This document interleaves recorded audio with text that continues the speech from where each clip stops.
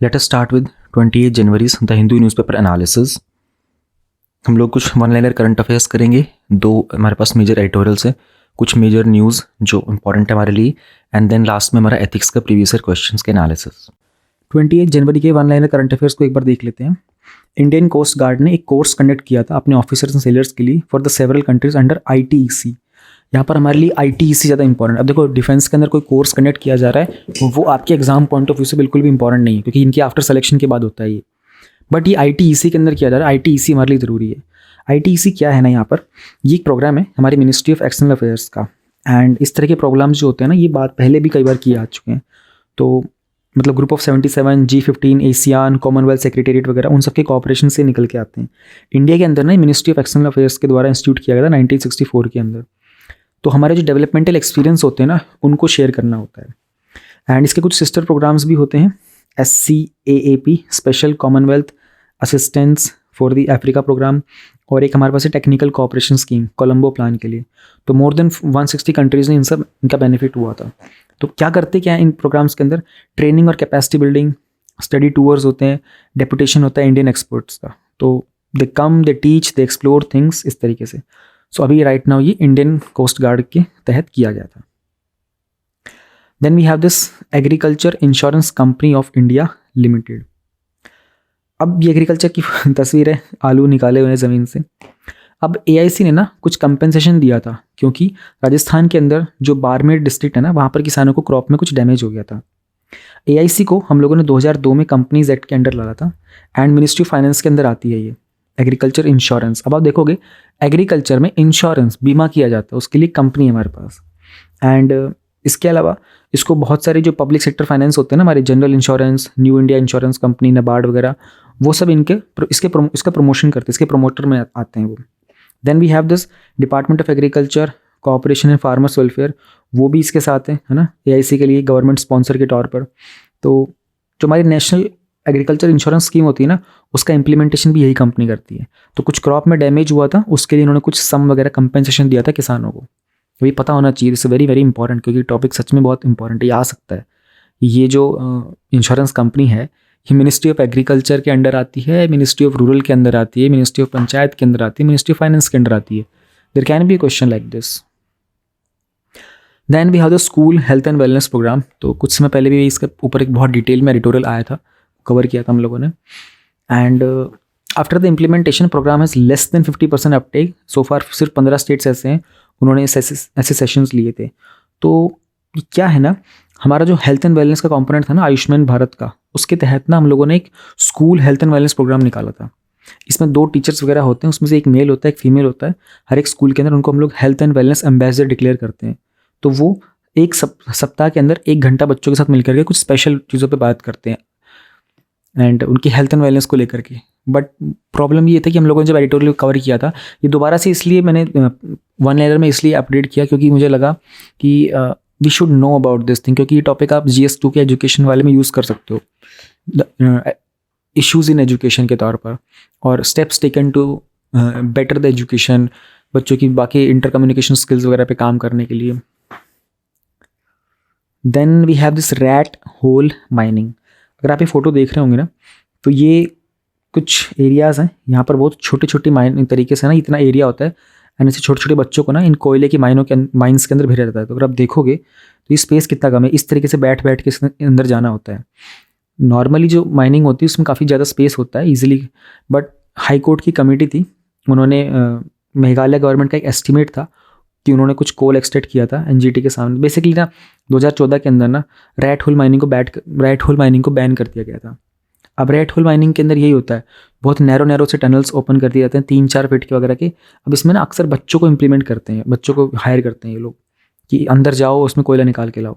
और ये मोस्टली मेघालय के अंदर प्रैक्टिस किया जाता है, क्योंकि जो कोल होता है ना, उसको काफ़ी थिन कोल पाया जाता है वहाँ पर। तो 2019 में सुप्रीम कोर्ट ने कहा था कि if the coal mining is done under mines and mineral development and regulation act और mines mineral concession rule act, then NGT का बैन इसके ऊपर एप्लीकेबल नहीं होगा। तो जो भी ये माइनिंग की जा रही होती है, इसमें ये होना चाहिए इंपॉर्टेंट कि ये हमारा जो माइंस वाले एक्ट है उसके अंडर होनी चाहिए, उसके जुरिसडिक्शन में होनी चाहिए। यानी कि जाहिर सी बात है उसके जुरिसडिक्शन के अंदर होगी तो यहाँ पर कुछ ना कुछ सेफ्टी मेजर्स का भी ध्यान रखा जाएगा। But this is really dangerous actually, छोटे बच्चों को इस तरीके से 3 से 4 फीट के ऐसे होल्स के अंदर, टनल्स के अंदर भेजना। देन डे टू डे के अंदर it's very important day, it's the birth anniversary of Lala Lajpat Rai ji. 28 जनवरी 1865 में इनका जन्म हुआ था। ये लाला जी की कुछ तस्वीरें, पुरानी हिस्टोरिकल फ़ोटोज़ हैं इनकी, मेरे को जो मिल पाई अच्छे से मैं आपको सामने दिखा पा रहा हूँ। तो Lala ji one of the greatest freedom fighters थे हमारे भारत के देश के। इनको पंजाब केसरी कहते थे, and lion of Punjab, Kesari जो वर्ड होता है वो शेर के लिए इस्तेमाल किया जाता है। एंड इन्होंने लाहौर में, उस ज़माने के अंदर तो जो पूरा पंजाब एरिया जो था वो काफ़ी बड़ा था, पाकिस्तान के साथ मर्ज था, तो वहाँ पर गवर्नमेंट कॉलेज था लाहौर, वहाँ उन्होंने अपने लॉ की स्टडी की थी। स्वामी दयानंद सरस्वती जिससे वो काफ़ी प्रभावित थे, एंड इन्होंने लाहौर में ही आर्य समाज को ज्वाइन भी किया था। तो ये हिंदुज़म में विश्वास रखते थे, वो कहते थे हिंदुज़म को नेशनलिज्म के साथ हमें लेके चलना पड़ेगा, तब जाकर के हम लोग एक सेक्युलर स्टेट को स्टैब्लिश कर पाएंगे। तो एक लाल बाल पाल ट्रायो आप लोग पढ़ते हैं मॉडर्न हिस्ट्री के अंदर एक्सट्रीमिस्ट लीडर्स का, उसमें बिपिन चंद्र पाल जी थे, बाल गंगाधर तिलक जी थे और लाला लाजपत जी थे। इसके अलावा हिंदू महासभा में भी ये शामिल थे, एंड इन्होंने जो अनटचेबिलिटी होती है, छुआछूत की जो प्रॉब्लम थी उस समय सोशल लेवल, उसके साथ उसके भी खिलाफ काफ़ी इन्होंने फाइट की थी। कुछ कॉन्ट्रीब्यूशंस इनके हम लोग देख लेते हैं जहाँ से सवाल अक्सर आते रहते हैं। इन्होंने बहुत सारे पंजाब में ना बहुत सारे जो राजनीतिक मतलब कह सकते हो कि मूवमेंट्स भी कह सकते हो, एजिटेशंस भी कह सकते हो, उनमें हिस्सा लिया था।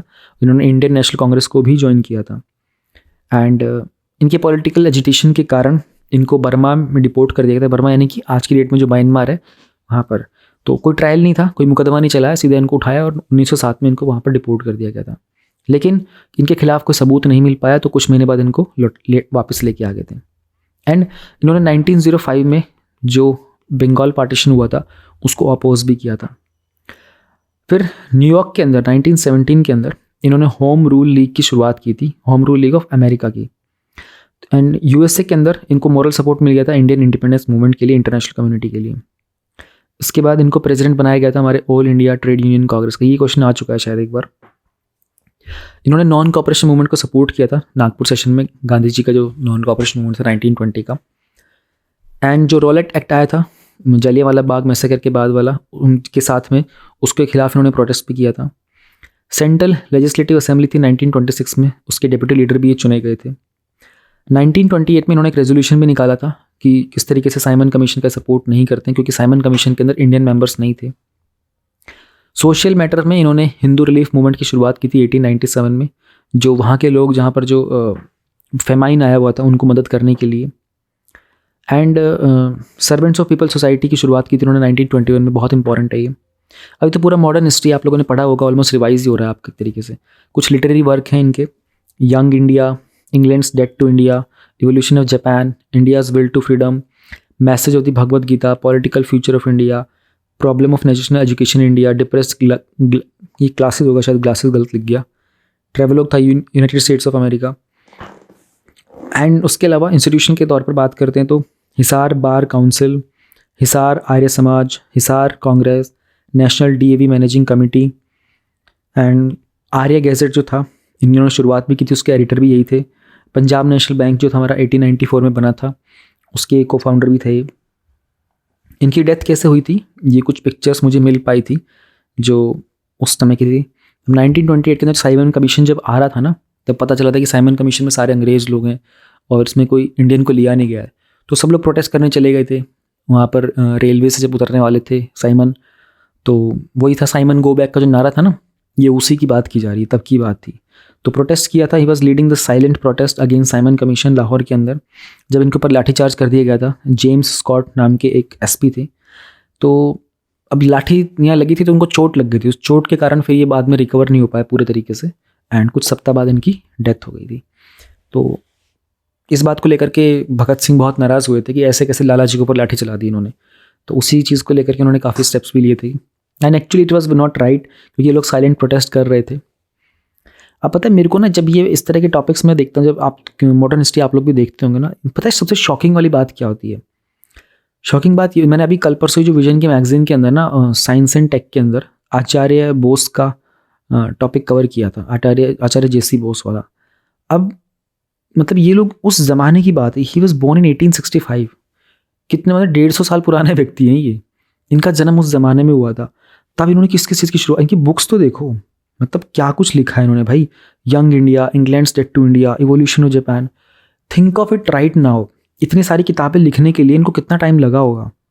And he passed away 1928। अगर इनकी एज भी हम कैलकुलेट करते हैं तो प्रोबेबली कितना बनता है, आई मीन ऑलमोस्ट क्या 35 और 30, he was around something 60 something, 60 के आस 60s में चले गए थे अपने ये।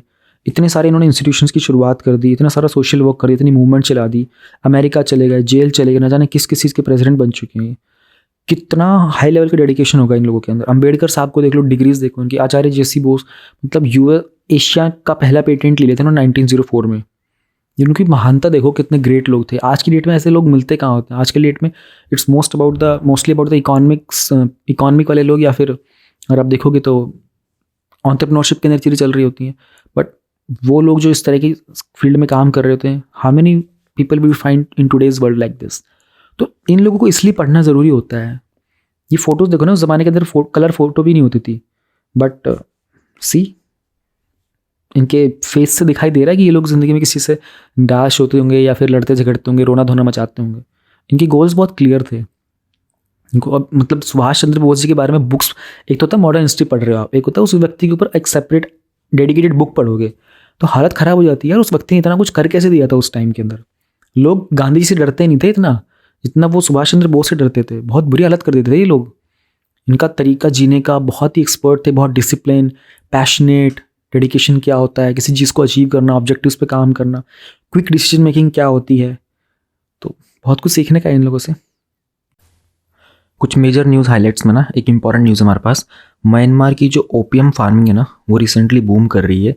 एंड ये यूएन के ड्रग ऑफिस की रिपोर्ट आई थी। अब हुआ क्या था ना कि म्यांमार में ना 2021 में मिलिट्री कू हुआ था। तो इसको लिखते हैं हम लोग कूप है, बट वी उसको बोलते हैं हम कू है। तो पी जो इसमें साइलेंट रहता है। तो कू का मतलब होता है तख्ता पलट कर देना, यानी कि वहाँ की जो मिलिट्री थी ना, उन्होंने वहाँ की जो पॉलिटिकल पावर थी उनको वहाँ से हटा करके वो खुद पावर में आ गए थे।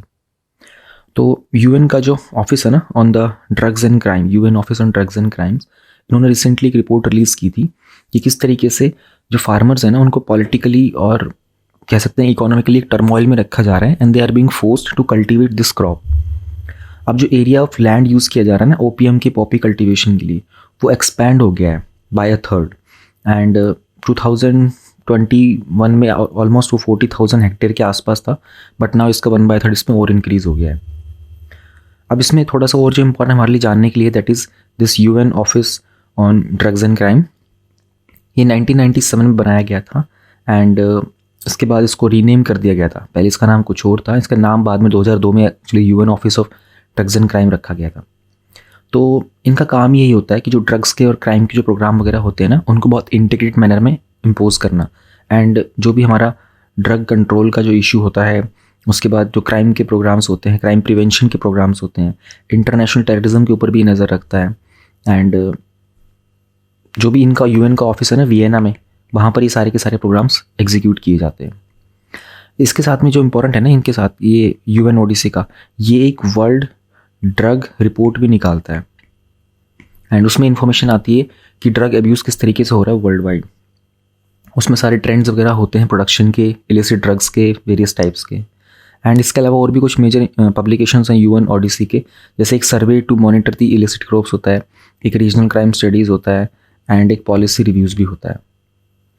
तो इस तरीके से UN office on drugs and crimes काम करता है। और ये हमारे लिए इंपॉर्टेंट इसलिए बिकॉज इन मेंस में ना पहले एक क्वेश्चन आ चुका था गोल्डन ट्रायंगल का और गोल्डन क्रेसेंट का। तो ये कुछ एरियाज होते हैं जहाँ पर ड्रग का डेवलपमेंट ज़्यादा होता है। This topic comes in your GS3। और म्यांमार हमारे बिल्कुल बॉर्डर पर है, तो इसलिए हमारे लिए थोड़ा सा चिंताजनक विषय है ये। Now we have this important news. States fall short of the target to improve the forest cover and the quality as well. अब इंडिया ने ना कुछ टारगेट रखे थे कि हमारे यहाँ पर ट्री और फॉरेस्ट कवर को इंक्रीज़ करना है। तो एक हमारा ग्रीन इंडिया मिशन था उसके तहत। अब उसमें हम टारगेट में ना हम लोग थोड़ा सा लैग कर रहे हैं, पीछे की तरफ behind, we are behind that. ये पता कैसे चला था? रिसेंटली एक RTI के तहत जो एक RTI फाइल की गई थी, तो उसके तहत पता चला था कि हम लोग उसमें लैग कर रहे हैं। तो इसमें सबसे पहले ना हम लोगों को अपना एक नेशनल मिशन है फॉर ग्रीन इंडिया, उसके बारे में थोड़ा पता कर लेते हैं। तो जो national mission of green India था ना, इसी को हम लोग ग्रीन इंडिया मिशन भी बोलते हैं। वी हैव दिस, यहाँ पर लिखा हुआ नहीं है बट यहाँ पर सिर्फ इसी के बारे में है। तो हुआ ये था ना कि हमारे पास एक नेशनल एक्शन प्लान है on climate change, national action plan on climate change. इसके तहत ना 8 टारगेट्स बनाए गए थे। उन 8 में से एक है हमारा national mission for a green India. इसकी शुरुआत हुई थी 2014 में। इसका ऑब्जेक्टिव क्या था, बायोलॉजिकल जो भी रिसोर्सेज है ना हमारे नेशन के एंड जिनके कारण क्लाइमेट चेंज के ऊपर इम्पैक्ट पड़ रहा है, उनको बहुत वाइडली इन पर काम करना पड़ेगा। इकोलॉजिकल सस्टेनेबिलिटी, बायोलॉजिकल कंजर्वेशन करना है, फूड, वाटर एंड लाइवलीहुड का। तो इनका काम ही होता है कि जो भी हमारा फॉरेस्ट कवर डिक्लाइन हो रहा है ना, उसको रिस्टोर करो, उसको प्रोटेक्ट करना है। एंड जो स्टेट की फॉरेस्ट डेवलपमेंट एजेंसी होती हैं वो स्टेट लेवल पर इसको इम्प्लीमेंट करती हैं। डिस्ट्रिक्ट लेवल पर अगर हम बात करते हैं तो फॉरेस्ट की डेवलपमेंट एजेंसी के द्वारा इसको एग्जीक्यूट किया जाता है। अभी न्यूज़ में क्यों था, क्योंकि सिंस ये one of the 8 mission of the national action plan, तो जो टारगेट था ना इस मिशन के अंदर वो था 10 मिलियन हेक्टेयर्स का फॉरेस्ट और नॉन फॉरेस्ट के लैंड को इंक्रीज़ करने का, ताकि हमारे जो एग्जिस्टिंग फॉरेस्ट है ना उनकी क्वालिटी और बेहतर हो जाए। हालांकि जो क्वेरीज की गई थी ना, केरला के एक आरटीआई कैंपेनर थे, उनका नाम है गोविंदन नंपूथरी, तो एनवायरनमेंट मिनिस्ट्री के द्वारा, तो उन्होंने रिस्पॉन्ड किया था। उनका फिगर था कि 17 स्टेट्स ऐसे हैं, है ना, ऑलराइट, उसमें जो ट्री और फॉरेस्ट का कवर है ना वो इंक्रीज हुआ है बाय 26,287 हेक्टेयर्स। एंड जो फॉरेस्ट की क्वालिटी जो इंप्रूव हुई है ना वो हुई है 1,02,096 हेक्टेयर्स करके। तो चिंताजनक विषय ये है कि ये अपना जो टारगेट था ना उससे थोड़ा सा कम है, टारगेट पूरा नहीं हो पा रहा है। तो दैट्स द मेजर रीज़न। अच्छा, now why do you have to study this topic. I think 2020 के मेंस में एक क्वेश्चन आया था फॉरेस्ट रिपोर्ट के ऊपर लेकर के। तो ऐसी जब रिपोर्ट्स भी आती है ना उन पर भी क्वेश्चन आ जाते हैं। एंड ये जो हमारा नेशनल एक्शन प्लान है फॉर क्लाइमेट चेंज, ये प्रीलिम्स पॉइंट ऑफ व्यू से बहुत इंपॉर्टेंट है। Now we have this topic, India and Egypt reiterate the support for the non-aligned movement। अब 26 जनवरी को हमारे रिपब्लिक डे पर हम लोग हर साल किसी न किसी को इंटरनेशनल मतलब किसी नेशन के लीडर को, किसी स्टेट के हेड को हम as a chief guest invite करते हैं। इस बार हम लोगों ने जो इजिप्ट के प्रेसिडेंट थे अब्देल फतेह एल सीसी, इनको इन्वाइट किया था। तो अब इन्होंने दोनों कंट्रीज़ के लीडर्स ने मिलकर के बाद में बात की थी। ही केम फॉर 3 days और वो G20 में भी पार्टिसिपेट करेंगे वैसे तो हुआ ये है ना, दोनों कंट्रीज़ ने बात की कि let us reiterate our support for the non alignment movement. अभी नॉन अलाइनमेंट मूवमेंट क्या था, ये हमारा जब कोल्ड वॉर चल रहा था ना उस टाइम पर इसकी शुरुआत हुई थी। यानी कि एक ऑर्गेनाइजेशन बन जाती है उन स्टेट्स की जो फॉर्मली अपने आप को किसी के साथ अलाइन नहीं कर रहे हैं। तो 2 साइड्स थी, एक था यूएसए था और इधर पर हमारा सोवियत यूनियन बन गया था। तो कुछ इसमें से थे जो इंडिपेंडेंट बन गए थे, जो कि न्यूट्रल भी थे। तो ये जो इंडिपेंडेंट और न्यूट्रल थे ना, ये वो सब स्टेट्स थे जिन्होंने नॉन अलाइन किया। हम लोग ना यूएस के साथ अलाइन कर रहे हैं, ना हम सोवियत यूनियन के साथ अलाइन कर रहे हैं ड्यूरिंग द कोल्ड एरा। इसकी शुरुआत एक्चुअल में 1961 में हो जाती है। एंड जो यूगोस्लेविया था ना पहले, जो कि आज की डेट में बेलग्रेड है, वहाँ पर हुआ था। तो इंडिया के जो प्राइम मिनिस्टर थे उस टाइम पे जवाहरलाल नेहरू जी थे। एंड जो प्रेसिडेंट थे इजिप्ट के, उनका नाम था गमाल अब्देल नसेर। इन लोगों ने मिलकर के, प्लस में जो प्रेसिडेंट ऑफ यूगोस्लेविया थे ना उस टाइम पर, जोसेफ टीटो नाम था उनका, जोसेफ टीटो, इन लोगों ने मिलकर इसकी शुरुआत की थी। जो बेसिक कॉन्सेप्ट था ना इस ग्रुप का, वो तो 1967 से पहले 1955 में ही ओरिजिन हो चुका था। कुछ डिस्कशन चल रही थी, एशिया अफ्रीका के बांडुंग कॉन्फ्रेंस हुई थी इंडोनेशिया में। फिर इसकी जो पहली कॉन्फ्रेंस हुई थी वो 1961 में हुई थी about this non align movement. तो अगर हम लोग 2018 तक की बात करते हैं ना, टिल दैट टाइम इसमें 120 मेंबर्स कंट्रीज़ हैं राइट नाउ, जिसमें से 53 कंट्रीज़ अफ्रीका से हैं, 39 एशिया से हैं, 29 इस तरह से अलग अलग वेरिएशन हैं। अब नॉन अलाइन मूवमेंट की जो पहली कॉन्फ्रेंस हुई थी 1961 के अंदर, वो सिंस यूगोस्लेविया में हुई थी और उसमें जब इजिप्ट के प्रेसिडेंट भी थे, इंडिया के प्रेसिडेंट भी थे एंड घाना के प्रेसिडेंट, इंडोनेशिया के सब थे। तो पर्पस जो था ना वो था कि 1979 के आसपास हम लोगों ने इसके बाद फिर एक हवाना डिक्लेरेशन किया था। हवाना डिक्लेरेशन में हम लोगों ने बात की थी नेशनल इंडिपेंडेंस की, सॉवरेनिटी, टेरिटोरियल इंटीग्रिटी की, सिक्योरिटी करना हमारे नॉन अलाइन कंट्रीज़ का, ताकि ये जो इनका जो चल रहा है ना यूएसए का, सोवियत यूनियन का एंड बहुत हद तक उस टाइम पे कुछ कंट्रीज़ जो ब्रिटेन के कॉलोनीज वगैरह बनी हुई थी ना, तो उनके कॉलोनियलिज्म से बचना, एक नियो कॉलोनियलिज्म भी निकल के आ रहा था, उसके बाद इम्पेरियलिज्म से बच के रहना। तो कोल्ड वॉर के टाइम पर ना नॉन अलाइनमेंट मूवमेंट का बहुत इंपॉर्टेंट रोल था पूरे वर्ल्ड के ऑर्डर को स्टेबलाइज करने के लिए एंड फर्दर पीस और सिक्योरिटी को प्रिजर्व करने के लिए। अब इसमें इंपॉर्टेंट ये है ना, इनका ना कोई सेक्रेटेरिएट नहीं है permanent, there is no secretariat for them. इसका एडमिनिस्ट्रेशन रोटेशनल होता है और नॉन हायरार्की भी होता है। फिर कंसेंसस के बेसिस के ऊपर ये लोग अपने डिसीजंस लेते हैं एंड इनका एक कोऑर्डिनेटिंग ब्यूरो भी है जो कि यूएन में है, न्यूयॉर्क सिटी में। तो हर बार 3 साल में मिलते हैं। नैम की समिट 3 साल में होती है। समिट में जो उसकी चेयरपर्सन को चूज़ किया जाता है जो फिर 3 साल तक उस पोजीशन को होल्ड करेगा एंड इसमें हर एक मेंबर की इक्वल वेटेज होती है वोटिंग वगैरह में। तो टिल 2022 तक जो प्रेसिडेंट ऑफ अजरबैजान थे ना, वो उनकी पोजीशन को भी होल्ड कर रहे हैं। तो ये था इंडिया और इजिप्ट ने कहा कि हम लोग अपना सपोर्ट को रीआइटरेट करते हैं। Now we have this topic, Punjab government airlifts vaccine doses for the lumpy skin disease. अब कितने डोजेज उठा रहे हैं वो तो एग्जाम पॉइंट ऑफ व्यू से इंपॉर्टेंट नहीं है याद रखना, बट ये याद रखना कि ये लंपी स्किन डिजीज़, ये LSD, ये क्या चल रहा है। तो ये एक इन्फेक्शन होता है जो कि हमारे कैटल पर या फिर जो वाटर बफेलो होती है ना उनको हो जाता है। तो उसमें एक पॉक्स वायरस है, we call it the pox virus है, लंपी स्किन डिजीज़ का वायरस, यानी कि आप कह सकते हो लंपी स्किन डिजीज़ वायरस, ये इसका इस तरीके से नाम होता है। अब हमारा जो फूड एंड एग्रीकल्चर ऑर्गेनाइजेशन है ना, क्योंकि सिंस ये कैटल का मामला है तो यूएन की जो फूड एंड एग्रीकल्चर ऑर्गेनाइजेशन है उसका रोल बहुत इंपॉर्टेंट हो जाता है। उन्होंने कहा था कि इसका जो मोर्टेलिटी रेट है ना, mortality rate is less than 10%, यानी कि जितने भी फॉर एग्जांपल 100 जानवरों को अगर ये बीमारी हो जाती है ना तो उसमें से 10 से कम ऐसे होते हैं जिनकी डेथ भी हो जाती है। Mortality is like death. अब ये ना पहली बार 1929 में, यानी कि ऑलमोस्ट कह सकते हो कि 93 ईयर्स अगो हम लोगों ने इसको आइडेंटिफाई किया था, 94 ईयर्स अगो। एंड उस टाइम पर ये जाम्बिया में आया था, पहली बार एक एपिडेमिक की तरह देखने को मिला था। एंड ट्रांसमिशन होता है प्राइमरीली ये एनिमल्स में ना, जो जानवर होते हैं ना उनके ऊपर कुछ इंसेक्ट्स वो होते हैं, वेक्टर्स होते हैं, जैसे उनकी बाइटिंग फ्लाइज होती है, मक्खियाँ होती है, एक जानवर को काटेंगी दूसरे को काटेंगी, मॉस्किटोज होते हैं। एंड तो ये छोटे छोटे जो एनिमल्स होते हैं ना, सॉरी इंसेक्ट्स जो होते हैं छोटे छोटे, इनके थ्रू ये ज़्यादा फैलता है। सिम्टम्स वगैरह क्या होते हैं, जानवर को भी ना फीवर वगैरह हो जाते हैं एंड उनका फ्लूइड निकलने लगता है उनकी आँखों से, नोज़ से, सलाइवा जो होता है जानवर का वो ड्रिबल करना स्टार्ट करता है उनके माउथ से। एंड जानवर जो होते हैं वो खाना खाना बंद कर देते हैं, है ना, उनकी बहुत सारी च्यूइंग प्रॉब्लम हो जाती है, खाना चबा नहीं पा रहे होते हैं। और अगर जो मिल्क वाले होते हैं तो उनका मिल्क प्रोडक्शन कम हो जाता है। तो क्या इसके लिए कोई वैक्सीनेशन वगैरह हमारे पास अवेलेबल है? तो हमारे पास एक प्रोग्राम है जिसमें हम लोग बोलते हैं कि जैसे ह्यूमन बींग्स के लिए भी होता है तो लाइफ स्टॉक के लिए भी हमारे पास है, उनका health and disease control programme है हमारे पास एक इंडिया में। लेकिन इसके ना कोई एंटीवायरल ड्रग अवेलेबल नहीं है। हालांकि जो भारत बायोटेक है ना वो लोग इस पे काम कर रहे हैं। अब इन्होंने ये जो ये वैक्सीन वगैरह एयरलिफ्ट की है ना, तो ये गॉट पॉक्स के वैक्सीन डोजेस थे, तो समहाउ ये प्रिवेंट करने के लिए थे, लंपी स्किन डिजीज़ को प्रिवेंट करने से रोकने के लिए।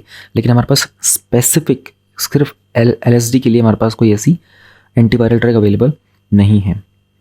तो ओनली ट्रीटमेंट अवेलेबल है जो कि सपोर्टिव केयर दिया जाता है, यानी कि उसमें उनके कुछ स्किन के लेजायंस होते हैं, उसमें उनके ऊपर स्प्रे कर देते हैं ताकि वो जो ये कीड़े मकोड़े होते हैं इनकी बॉडी के ऊपर बैठेंगे नहीं। तो एक तरीके से सपोर्टिव केयर दी जा रही होती है।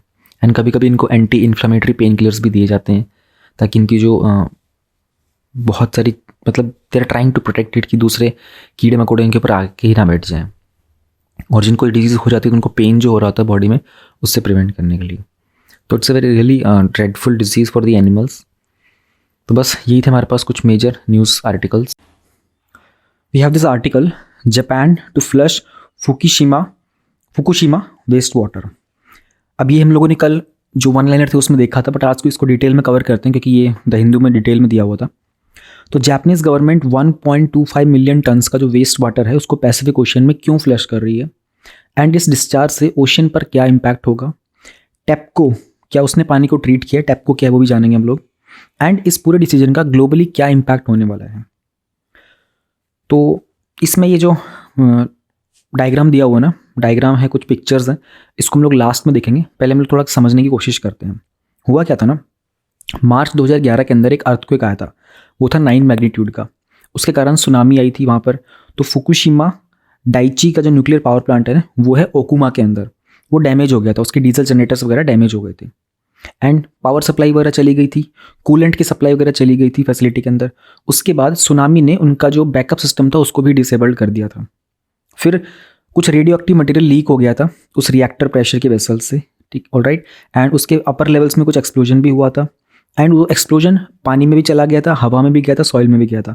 तो विंड के अंदर बहुत सारा रेडियो एक्टिव मटेरियल था उस टाइम पर, और कुछ पैसिफिक ओशन में चला भी गया था। तब से ही जो पावर प्लांट था एंड उसके आसपास की जो जगह है वो पूरी की पूरी अनइनहेबिटेबल है, वहाँ पर कोई रहता नहीं है। जो वाटर था जापानीज गवर्नमेंट चाहती है इसको फ्लश करना। The water that the Japanese government wants to flush from the plant, इसको बेसिकली क्यों फ्लश कर रहे हैं अभी, क्योंकि अभी तक ये उसके रिएक्टर्स को कूल करने के लिए इस्तेमाल किया जा रहा था। उसके अंदर बहुत सारा रेडियो एक्टिव आइसोटॉप्स हैं जो डैमेज रिएक्टर से निकले हुए हैं, और वो इसलिए रेडियो एक्टिव है। अब वो पानी जब रिएक्टर पर फॉल करता है ना, तो रिएक्टर का कुछ रेडियो एक्टिव सब्सटेंस पानी के लग जाता है, चिपक जाता है, और पानी में मिल जाता है। अब जापान ने कहा है कि जो इस पानी को रिलीज़ करेंगे ना पैसिफिक ओशन में, यानी आने वाले 30 सालों का टाइम लेंगे, यानी कि थोड़ा निकालेंगे, एकदम से नहीं निकालने वाले हैं वो लोग। अब इसको देखते हैं। तो जापान ने कहा है कि वो फ्लश करेगा 1.25 मिलियन टन्स का वेस्ट वाटर उनके फुकुशिमा न्यूक्लियर पावर प्लांट से पैसिफिक ओशन में। और ये जो पूरा का पूरा प्रोजेक्ट है ना, इसमें उनको $76 बिलियन के आसपास लगने वाले हैं। अब 2021 में जापान का जो कैबिनेट था उन्होंने इसका अप्रूवल ले लिया था, एंड ये 30 साल लगाएंगे इसको पूरे को खाली करने में। वहाँ के जो एक्सपर्ट्स हैं उन्होंने इस आइडिया के ऊपर 2016 में काम किया था, एंड ये भी कुछ सस्पेशन भी है कि भाई पानी पर, मरीन लाइफ पर, वहाँ के फिशरमैन जो हैं उनकी लाइवलीहुड पर, और आसपास की जो कंट्रीज़ हैं उन पर क्या इम्पैक्ट जाएगा। तो इसी सबको हम और डिटेल में समझने की कोशिश करते हैं। क्या जो वाटर है वो ट्रीटेड है, उसको ट्रीट किया जा सकता है। तो टोक्यो इलेक्ट्रिक पावर कंपनी है जो उस फुकुशिमा फैसिलिटी को ऑपरेट करती थी, उन्होंने कहा है कि उनके पास जो ट्रीटेड वाटर है ना, उन्होंने इसको ट्रीट किया है कि इसमें बहुत सारे, उसने मोस्टली रेडियो एक्टिव आइसोटोप इसमें से निकाल दिए, बट स्टिल कुछ रह गए हैं।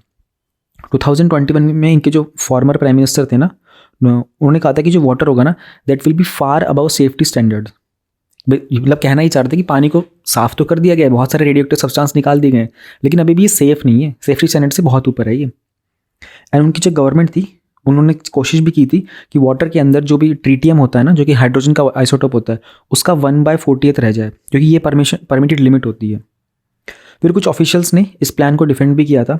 एंड टेप्को के साथ प्रॉब्लम ये हो गई थी ना कि न्यूक्लियर प्लांट में और उसके आसपास का जो एरिया था ना, वहाँ पर जगह नहीं बची है उस पानी को सेव करने की। अब देखो 2011 के अंदर ये हुआ था इंसिडेंट, तब से लेकर के अब तक उसको कूलेंट वगैरह में काम कर रहे हैं, एंड बट अब उनके पास जगह नहीं उस पानी को, जो उसको ठंडा करता है कूलेंट सप्लाई को, उसको पानी को स्टोर कहाँ करेंगे। तो उनके पास they are running out of room water tanks के लिए, एंड उसके आसपास में जो रेगुलर एरिया उसमें पानी को रिलीज करना ठीक भी नहीं है।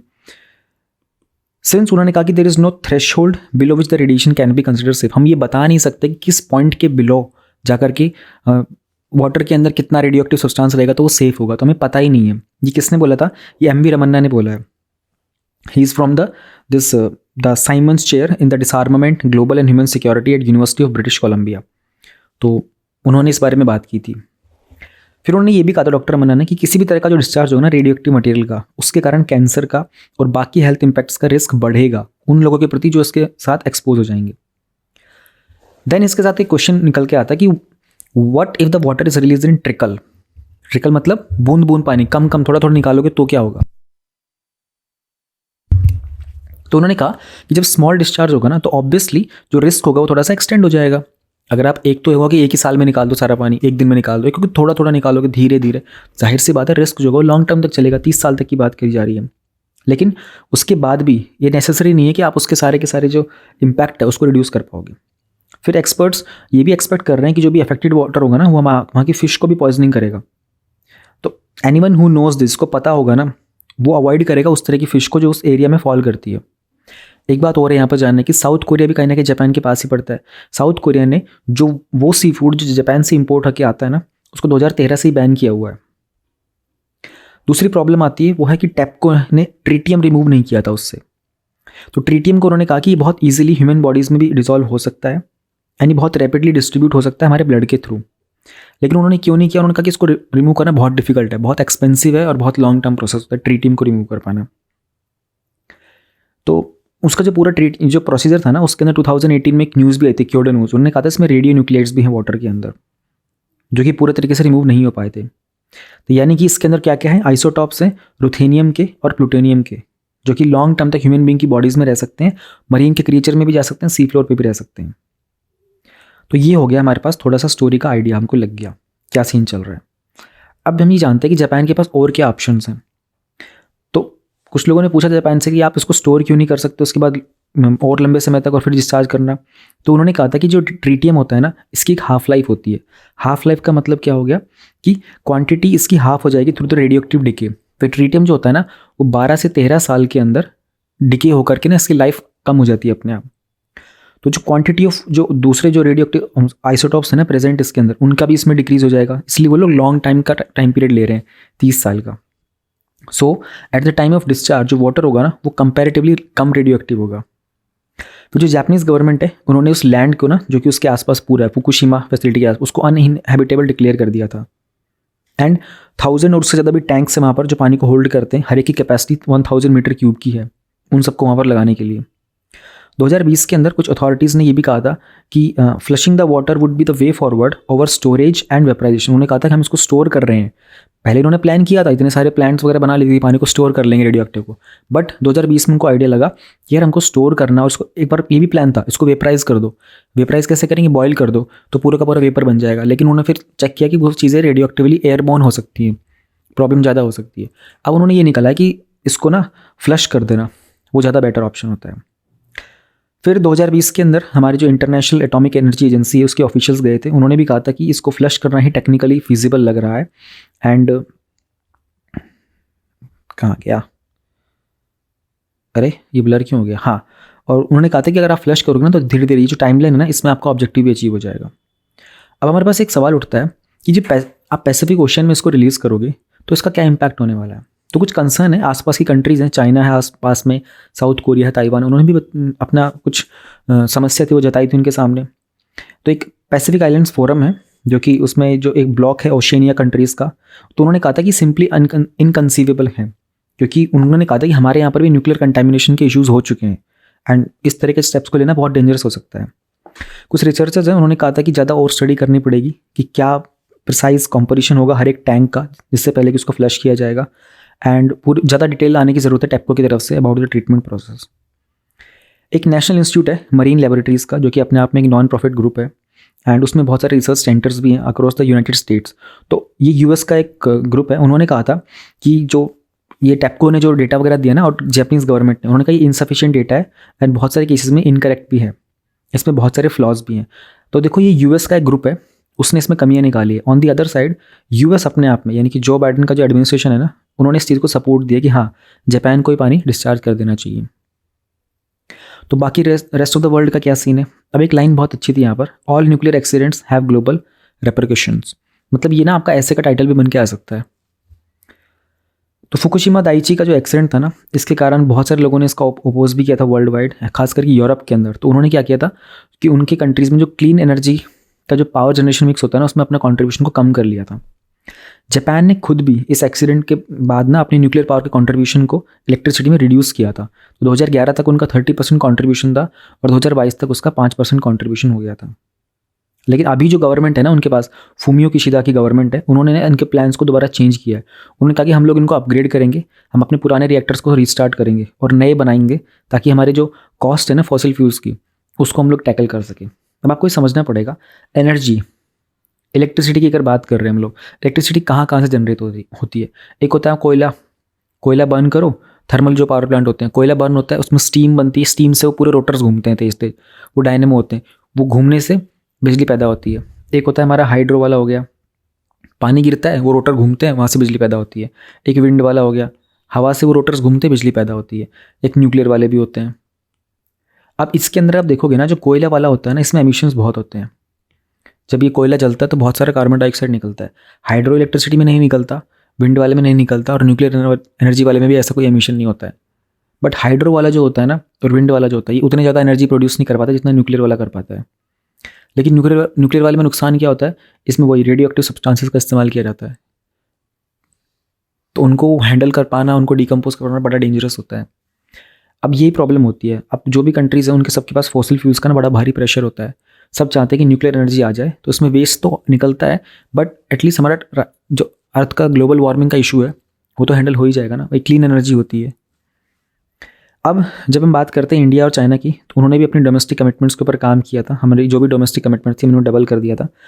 तो 2014 से पहले हमारे प्राइम मिनिस्टर थे, former prime minister Manmohan Singh ji, उन्होंने कहा था कि न्यूक्लियर एनर्जी है ना वो इंडिया की एनर्जी सिक्योरिटी के लिए बहुत एसेंशियल है। एंड उनके बाद हमारे जो प्राइम मिनिस्टर नरेंद्र मोदी जी आए, उन्होंने भी क्लैरिफाई किया था कि इंडिया के प्लान्स हैं, हम लोग अपने न्यूक्लियर पावर के जो प्रोग्राम होता है ना, हम लोग इसको एक्सपैंड करेंगे, हम लोग रशिया की हेल्प लेने वाले हैं इसमें। फिर एक एक्सीडेंट जो हुआ था हमारे कुंदनकुलन न्यूक्लियर पावर प्लांट में, जो कि तमिलनाडु में, उसको लेकर भी कुछ सवाल उठते थे। तो अक्टूबर 2012 के अंदर पुलिस ने कुछ 2000 प्रोटेस्टर्स को अरेस्ट किया था, and because they wanted to go to the Chennai secretariat, क्योंकि जो फुकुशिमा का एक्सीडेंट हुआ था, एंड उन्होंने कहा कि वहाँ पर ये सब इंसिडेंट्स होना, इंडिया में भी इंसिडेंट हो सकते हैं, ये सब चांसेस मिलते जुलते से हैं। अल्टीमेटली जापान भी अपनी रेपुटेशन को लेकर के काफ़ी कंसर्न है।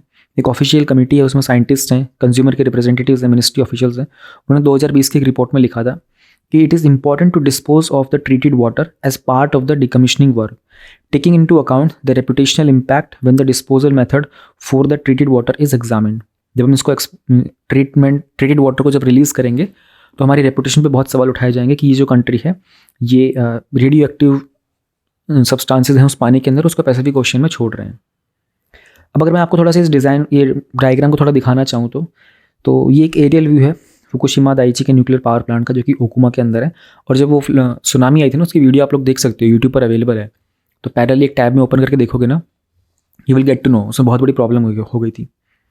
अभी कर कैसे रहे हैं ना, इनका जो डाइल्यूशन का सिस्टम है वो किस तरीके से काम करने वाला है। देखो ये जो इसमें कुछ कंटेनर्स लगे हुए हैं ना, यहाँ पर वेस्ट वाटर है, यानी कि इसमें ये प्योरीफाइड है about of the radioactive material. इसमें लेकिन ट्रीटियम ज़रूर है, ट्रीटियम है इसके अंदर, बाकी कुछ भी नहीं है। तो ये सेकंड कंटेनर की तरफ जाता है, ठीक है। यहाँ पर इसमें प्योरीफिकेशन के लेवल्स वगैरह को चेक किया जाता है, ऑलराइट।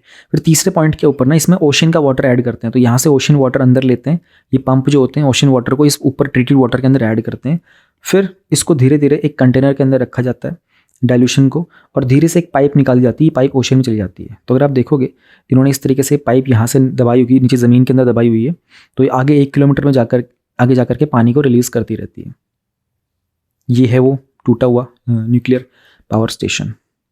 तो बहुत ज़्यादा ऐसा पानी निकालेंगे, अब क्या करें, इनकी भी मजबूरी है, उसको कहाँ रखेंगे, स्टोर कहाँ करेंगे, तो वहाँ ज़मीन पर रख नहीं सकते। अच्छा, इसमें एक बात और है, उन्होंने कहा कि ऐसा नहीं है कि जापान अकेला ही ऐसा कर रहा है लाइफ में, other countries also do this thing. फ़र्क ये हो गया कि इनका फुकुशिमा वाला का केस थोड़ा बढ़ गया है, उससे एनर्जी जनरेट कर नहीं पा रहे हैं ये लोग, और कब तक पानी को स्टोर करेंगे। उन्होंने कहा कि छोटे छोटे क्वांटिटी के अंदर बाकी कंट्रीज भी तो करते ही रहते हैं, हम अकेले थोड़ी कर रहे हैं, बट हमारा ये इंसिडेंट सबके सामने आ गया, हमने पब्लिकली रखा है, तो हमारी रेपुटेशन पर थोड़े सवाल उठाए जाएंगे। हालांकि यूएस ने सपोर्ट किया है इसको। चाइना देखो जापान का दुश्मन है, रशिया भी कहीं ना कहीं जापान का दुश्मन है। एक ज़माने में जापान छोटा सा कंट्री है, मतलब इतू सा है, छोटू सा, मामूली सा, और इतना बड़ा रशिया है। तो इतने बड़े रशिया को जापान ने अकेले हरा दिया था।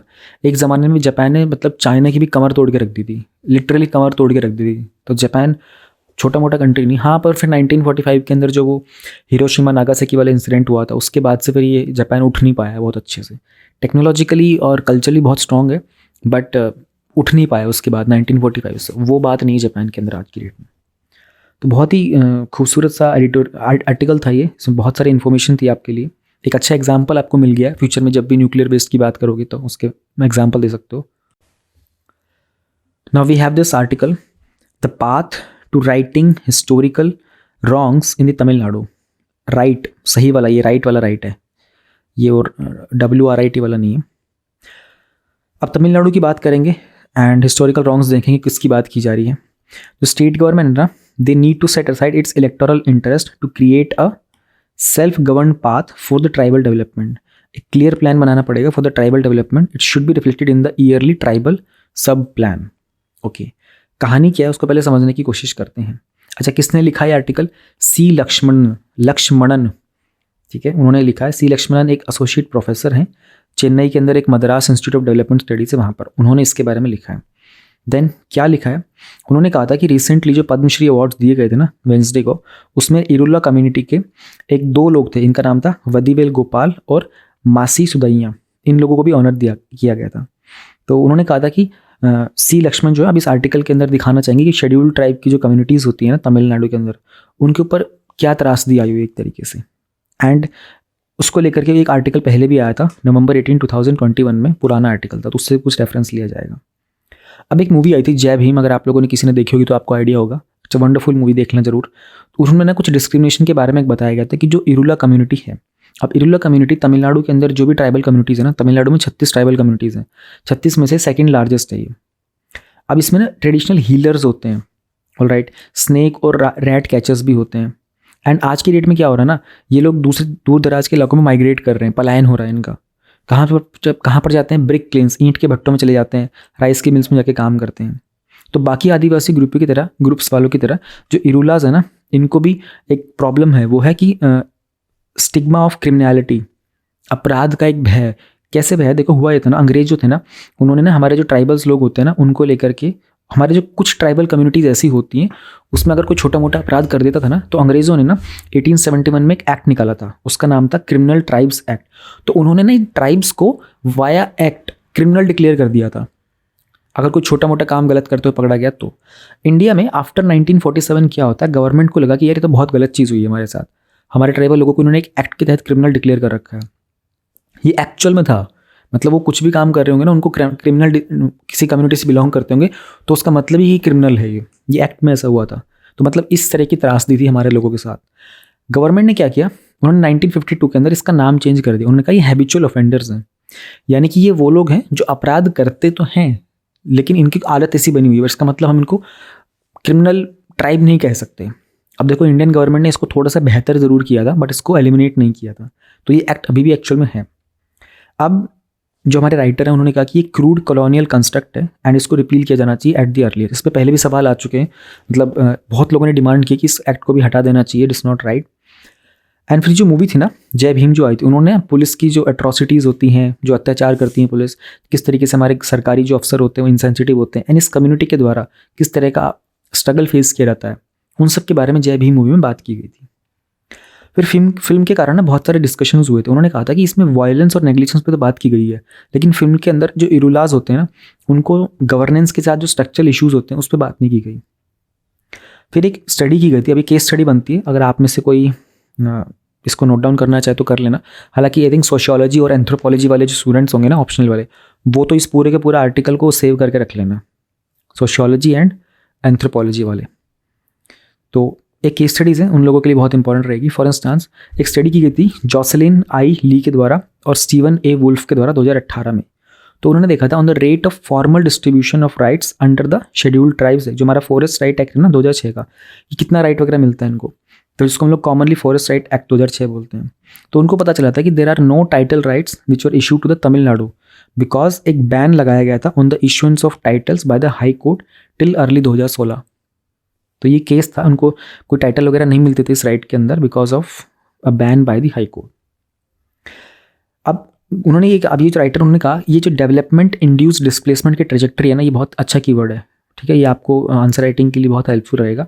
जनरली जो प्रॉब्लम आती है ना हम लोगों की, लैंड एलियनेशन वगैरह की, जंगल वगैरह को काट देते हैं, तो उसको यही बोलते हैं डेवलपमेंट इंड्यूस डिस्प्लेसमेंट, यानी कि इन लोगों का डिस्प्लेसमेंट क्यों हो रहा है, क्योंकि it is being induced by the development.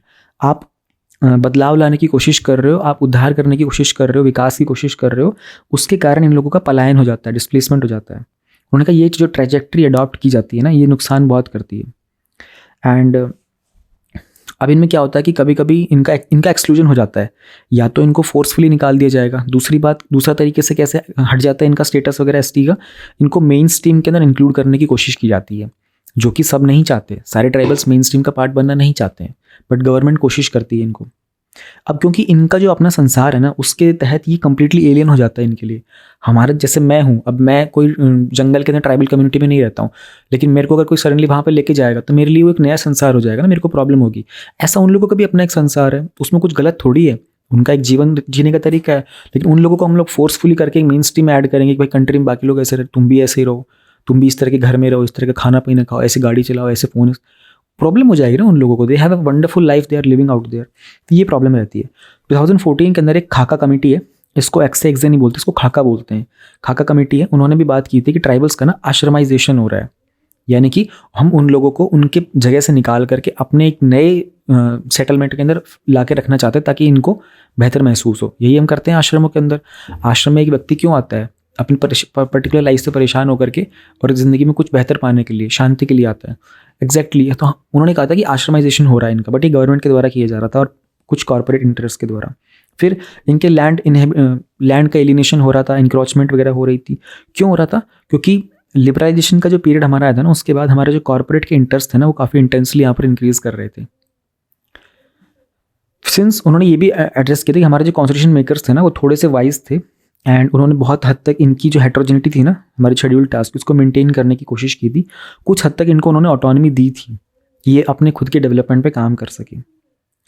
फिर जो नेशन के स्टेट्स हैं, उन्होंने भी कहा था कि कुछ एलिमेंट्स हैं ट्राइबल के वर्ल्ड व्यू के विद रिस्पेक्ट टू इनकी इकोलॉजी, इनका लैंग्वेज, इनकी डेमोक्रेसी, इनकी इक्वालिटी वगैरह, एंड इसमें इनसे भी हम लोग बहुत कुछ सीख सकते हैं अपनी ह्यूमन प्रोग्रेस के बारे में, सस्टेनेबल डेवलपमेंट के बारे में। अकॉर्डिंगली हमारे जो 5th एंड 6th शेड्यूल होते हैं कॉन्स्टिट्यूशन के, जिनको हम लोग आर्टिकल 241, 244 का क्लोज 1 और 2 से गवर्न करते हैं, इसमें कुछ राइट्स दिए जाते हैं हमारे ट्राइब्स को in north east and across the India. अब 5th शेड्यूल के अंदर क्या होता है कि हम लोगों को कुछ शेड्यूल्ड एरियाज डिक्लेयर करने होते हैं। मैं रिवाइज करा देता हूँ हल्का सा। 5th शेड्यूल में हम लोग शेड्यूल्ड एरिया डिक्लेयर करते हैं, लेकिन उसमें इंडिया के सारे स्टेट्स में करेंगे एक्सेप्ट 4 स्टेट्स, असम, मेघालय, त्रिपुरा और मिजोरम। इन 4 स्टेट्स के लिए हम लोगों ने बना दिया 6th शेड्यूल। इन 4 स्टेट्स को यहाँ पे रख दिया, और इसमें भी हम लोग इनको शेड्यूल्ड एरिया नहीं बोलते, इनको हम बोलते हैं ट्राइबल एरियाज। ये दोनों में बहुत अच्छे से ध्यान में रखना, बहुत छोटा सा डिफरेंस है। इनको हम लोग शेड्यूल्ड एरियाज बोलते हैं 5th को, और हम लोग 6th वाले को बोलते हैं ट्राइबल एरियाज। और 5th वाले में बस ये 4 स्टेट है, क्योंकि ये 4 स्टेट इसमें नहीं थे, इसमें बाकी सारे स्टेट थे हमारे और यूनियन टेरिटरी जो भी होते हैं। लेकिन पता है क्या, 5th शेड्यूल के जो भी प्लान्स वगैरह होते हैं ना, अभी तक सिर्फ इंडिया में 10 स्टेट्स ने इंप्लीमेंट किए हैं, सब ने इंप्लीमेंट नहीं किए। फिर क्रिएशन ऑफ शेड्यूल्ड एरिया, जो 5th शेड्यूल था ये इसको 2009 के अंदर एक मुंगेकर कमेटी थी, उन्होंने कहा था it is a constitution with in the constitution. अभी मैंने ग्रीन कलर में हाईलाइट किया है, क्यों? क्योंकि मेंस में क्वेश्चन कभी भी आ सकता है आपका, हो सकता है 2023 में आ जाएगा कि बताओ 5th शेड्यूल के बारे में। That time if you mention Mungekar committee, कितनी बड़ी बात होगी। देखो प्रॉब्लम ये है ना कि इनका जो क्राइटेरिया होता है ना कि शेड्यूल्ड एरियाज में होंगे या नहीं, उसको लेकर के अपडेशन नहीं किया गया। हम लोगों ने प्रोबेबली 2 सप्ताह पहले एक एडिटोरियल कवर किया था इनके इंक्लूजन के लिए, वो शेड्यूल्ड कास्ट का था, यहाँ पर शेड्यूल्ड ट्राइब की बात की जा रही है। तो इनको लेकर के ना देबार कमीशन आया था, और हम लोग जो उसकी बात करते हैं शेड्यूल्ड कास्ट की, आई थिंक लोकूर कमीशन था, लोकूर था समथिंग, मुझे अच्छे से याद नहीं आ रहा, बट लोकूर नाम था। तो उन्होंने कुछ कैटेगरीज दी थी देबार कमीशन ने 1960 के अंदर। उन्होंने बताया था कि अगर ये एरिया को शेड्यूल्ड एरिया डिक्लेयर करना है ना, तो there has to be a preponderance of the tribes, यानी कि पहले से वहाँ पर कुछ ट्राइबल लोग रह रहे हों, और उसका एरिया का कॉम्पैक्ट और रीजनेबल साइज़ हो, अंडर डेवलप्ड नेचर होनी चाहिए एरिया की, है ना, एंड जो बाकी इकोनॉमिक स्टैंडर्ड्स होते हैं ना, उनसे डिस्पैरिटी, उनसे इनइक्वालिटी होनी चाहिए, इन लोगों के अलग होने चाहिए ये लोग। 2011 के सेंसस के अंदर ना तमिलनाडु के अंदर 1.1% एसटी पॉपुलेशन थी, ठीक है। उसमें कुछ कम्युनिटी के डेवलपमेंट ब्लॉक्स बनाए गए थे, जैसे कि उनका विल्लुपुरम डिस्ट्रिक्ट है, वहाँ पर कलरायन हिल्स है, ऑलराइट। नमक्कल डिस्ट्रिक्ट है, वहाँ पर कोली हिल्स है। सलेम डिस्ट्रिक्ट में वहाँ पर येरकॉड है, और तिरुवन्नमलाई डिस्ट्रिक्ट है, वहाँ पर जावड़ू हिल्स है। ये जो जावड़ू हिल्स है ना, तो जावड़ू करके एक वो आता है, बहुत ज़बरदस्त सा पाउडर आता है, और इसकी ना फ्रेगनेंस बड़ी ज़बरदस्त होती है, मतलब हर्ब्स होती हैं, और वो बहुत नेचुरल फ्रेगनेंस होती है, मतलब तुम कभी ट्राई करके देना। और उन्हें बहुत, उसका पता है फ़ायदा क्या, वो बहुत चीप होता है, लाइक प्रोबेबली कुछ 200 ग्राम के आसपास भी आपको 100 रुपये मिल जाएगा। उसका पेस्ट भी आता है, वो फ्रेगनेंस होता है, मतलब जैसे परफ्यूम वगैरह लगाते हैं ना, तो जावड़ू पेस्ट भी आता है, वो बहुत ही नेचुरल है, बहुत ही खुशबू बहुत अच्छी होती है, बिल्कुल भी उसमें केमिकल्स नहीं होते हैं। तो ट्राई करना, मैंने एक एडिशनल बात आप लोगों को बता दी है। मैं बेंगलोर जब भी जाता हूँ किसी न किसी कारण से, तो आई ऑलवेज गेट दैट, 10 एक उठा के ले आता हूँ, क्योंकि बहुत सस्ता मिलता है वहाँ पर, और मतलब रहता है मेरे पास हमेशा। तो उन्होंने कहा कि ये जो पर्टिकुलर डिस्ट्रिक्ट्स वगैरह बताए गए ना, यहाँ पर जो पॉपुलेशन थोड़ी ज़्यादा है, क्योंकि यहाँ पर कम्युनिटी के डेवलपमेंट ब्लॉक्स बनाए गए थे, तो 80%, 96% इस तरीके से। अब उन्होंने कुछ लिटरेसी रेट वगैरह दिए हुए हैं, ट्रस्ट में ये आपको बिल्कुल भी नोट डाउन नहीं करना है, ये नेशनल फैमिली हेल्थ सर्वे का, लेकिन तमिलनाडु स्पेसिफिक है, तो एक स्टेट स्पेसिफिक आप नोट मत करना। आप इंडिया स्पेसिफिक होता तो मैं आपको बता देता नोट करने को, मैंने अंडरलाइन किया था, बट ट्रस्ट में do not go for this thing. यहाँ से चलते हैं, तो 4 जो ब्लॉक्स है ना, इनको डिक्लेयर किया गया शेड्यूल्ड एरियाज। टिल नाउ जो एरिया है ना with more than 50% ST population, उसको हम लोग डिक्लेयर करते हैं ITDP तमिलनाडु के अंदर। एंड फिर हम लोगों ने कुछ 5th शेड्यूल का इन्फोर्समेंट किया था, not only panchayat Raj institutions के अंदर, बल्कि 3 काइंड ऑफ ऑटोनॉमी भी दी थी हम लोगों ने इनको शेड्यूल्ड ट्राइब्स को थ्रू ग्राम सभा से ना। तो ध्यान रखना, अब ग्राम सभा के तहत 3 तरह की ऑटोनॉमी मिलती है ट्राइब्स को। कौन सी? एक डेवलपमेंटल ऑटोनॉमी, यानी कि अपने आप डेवलपमेंट पे काम कर सकते हैं ये लोग, ठीक है ना, अपने लैंड के, इनसे कोई इनका ज़मीन वगैरह खींच नहीं सकता। लैंड एक्विजिशन को लेकर, ट्राइबल सब प्लान को लेकर, सोशल सेक्टर से, इन सब के अंदर इनको डेवलपमेंटल ऑटोनॉमी मिलती है कि भाई अपना एक लैंड एक्विजिशन पे काम करो, अपने ट्राइबल सब प्लान पे काम करो, सोशल सेक्टर के इंस्टीट्यूशन बनाओ अपने। फिर इनको एक ऑटोनॉमी मिलती है over the resolution of disputes as per the tribal laws and customs. इनके आपसी कोई विवाद हो सकते हैं, उसमें किस तरीके से सुलझाना चाहते हैं। एक ऑटोनॉमी मिलती है कि वहाँ जिस जगह ये रहते हैं वहाँ के नेचुरल रिसोर्सेज की ऑनरशिप की और उसको मैनेज करना। What is the need to be reconfigured? Additionally कुछ कॉम्पैक्ट ट्राइबल एरियाज हैं रीजनेबल साइज की, जिसके अंदर विलेजेस हैं एंड उसमें लेस देन 50% मतलब मोर देन 50% पॉपुलेशन है, उनको हम लोग डेवलपमेंटल ब्लॉक्स के तौर पर आइडेंटिफाई कर सकते हैं। एंड इसके अलावा बहुत सारी सिग्निफिकेंट ट्राइबल पॉपुलेशन है जिसमें हम लोग नए एडमिनिस्ट्रेटिव एरियाज बना सकते हैं एंड फिर उसको हम लोग 5th शेड्यूल के अंदर लेके भी आ सकते हैं। तो 1976 के अंदर गवर्नमेंट ने कुछ कमिटमेंट की थी मुंगेकर कमेटी के तहत, उसको मतलब मुंगेकर कमेटी ने बताया भी था बाद में कि हाँ this is the right thing to be done, उसको फॉलो कर सकते हैं।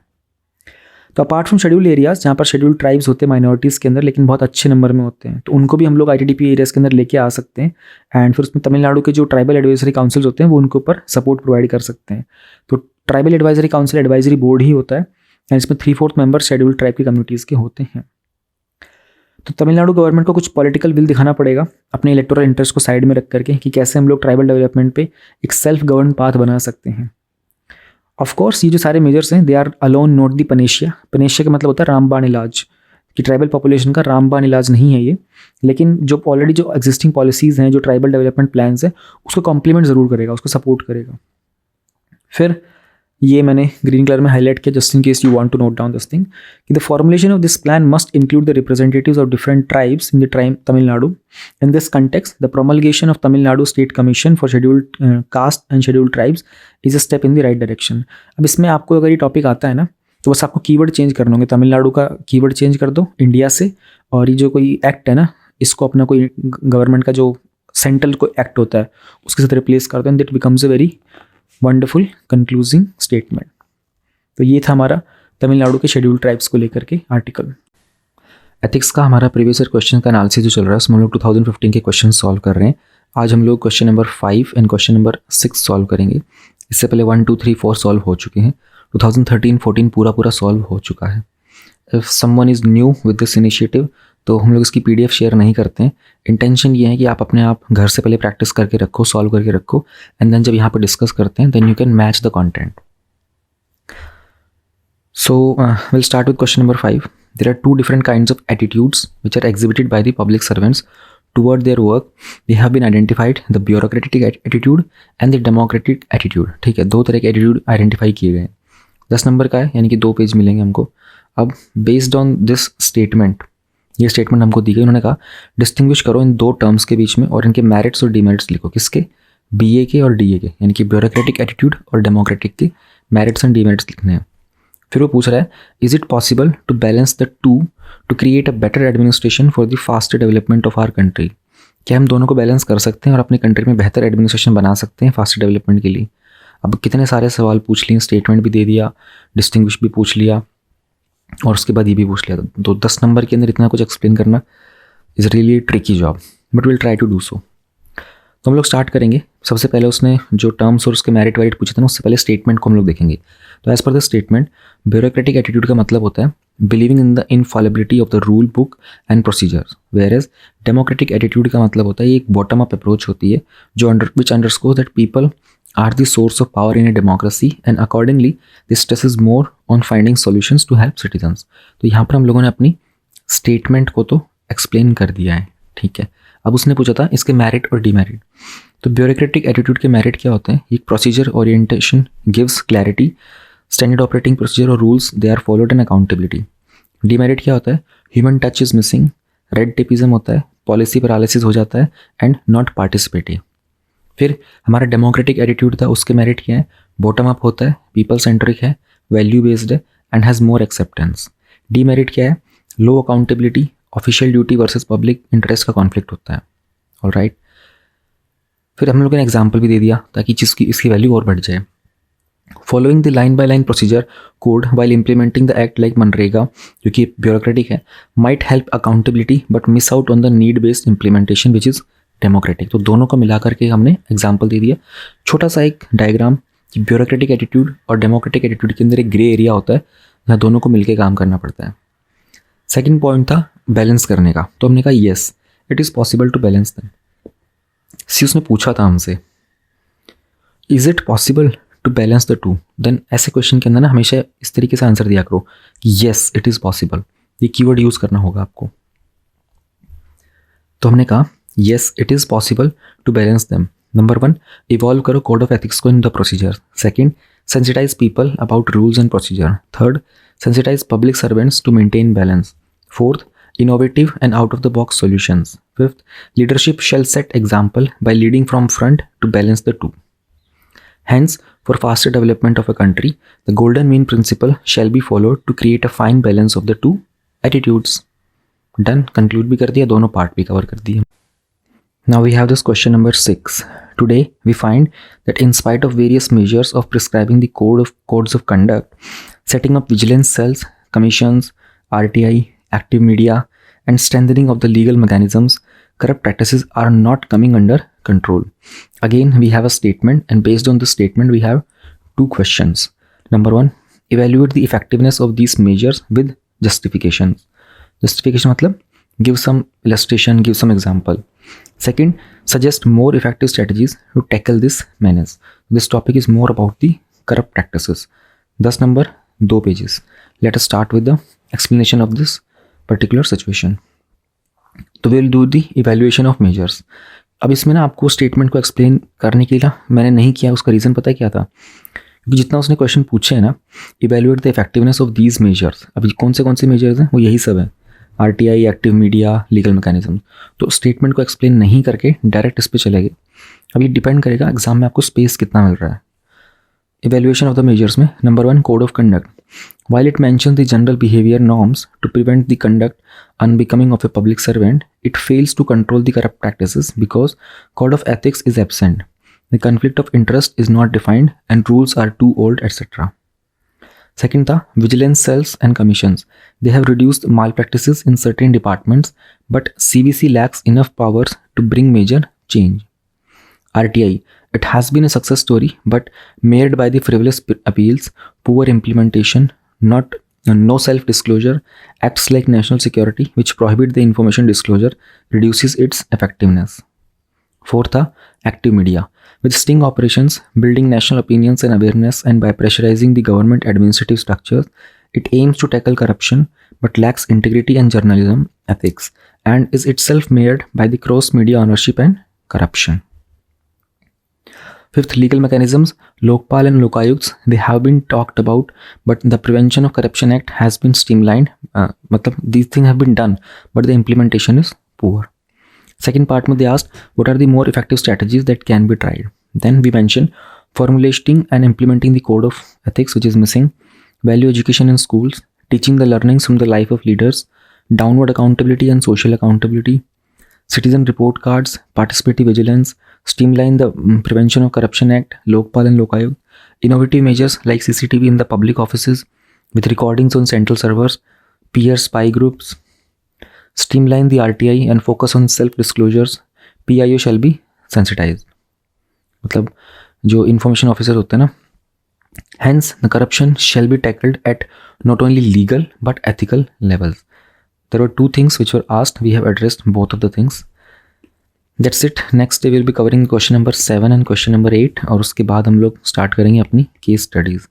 So our aim is कि 31st जनवरी तक we'll cover up complete 2015 का paper. Thank you very much. Tata bye bye.